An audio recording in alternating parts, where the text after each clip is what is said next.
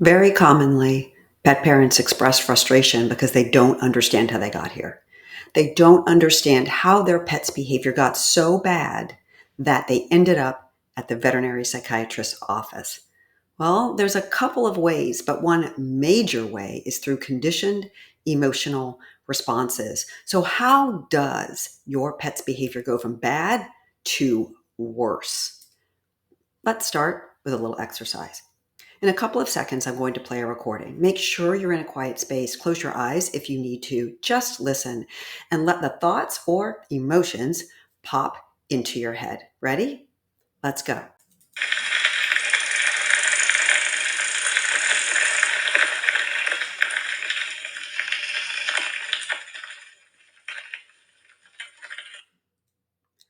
What did you think of? What did you feel? Did you feel strength? Did you feel power? Did you feel joy? That's what I felt because when I hear the sound of a gravel bike, and the sound of a bike chain moving through gears, I think of all the wonderful times I have had with my husband on our gravel bikes. So, what is that? Why did you think of bike? Or maybe you thought of thunderstorm, because some people think that sounds like rain, or maybe you just had an emotion that came up. Why was what you felt or thought different than what I feel? It's because of a conditioned emotional response. A conditioned emotional response is what drives a lot of negative behaviors in animals. So, what is that? It's the pairing of a neutral stimulus, so a gravel bike, with an emotional response, just the joy of being out there with my husband, pushing our bodies as hard as we can.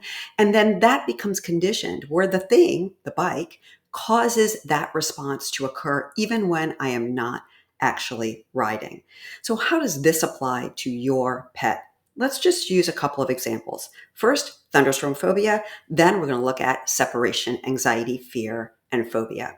All right, so for thunderstorm phobia, there's this storm, right? And maybe your dog is like, I don't really care about the rain and the dark sky, but wow, that thunder is really scary. So your dog gets afraid of the sound, but those other things like barometric pressure, change, dark sky, wind, and rain, those are neutral stimuli, but they get paired with the thunder and the fear response until those things themselves, without any thunder, okay, cause the panic response. This is why you guys tell me that your dogs are better at forecasting the weather than the weather forecaster on TV or your weather app. This is why your dog is panicking when there's a bright sunny sky and it doesn't make sense to you.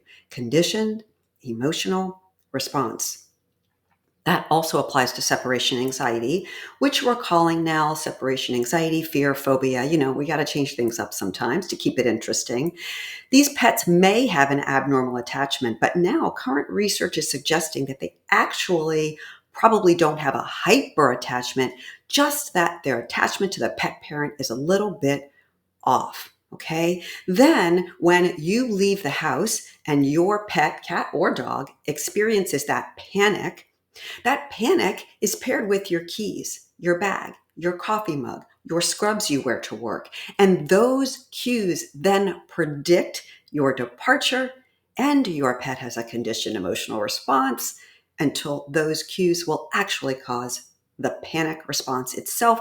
Some of us call that negative progression. So, progression kind of backwards, or progression in a bad way. Okay. What we know is that behavior disorders, they get worse with time if you don't do anything about it. So, noise phobia is one of those that's been studied a lot. And this is from a noise phobia study showing that as dogs age, their scores for noise phobia go up. So here's the take home. Because disorders of fear, anxiety, and stress and phobia can progress really fast, like fast from I'm a little scared of the sound of a big truck to I can't walk outside at all anymore, ever, period. And I'm going to the bathroom in the house fast. You have to intervene early. You have to intervene now.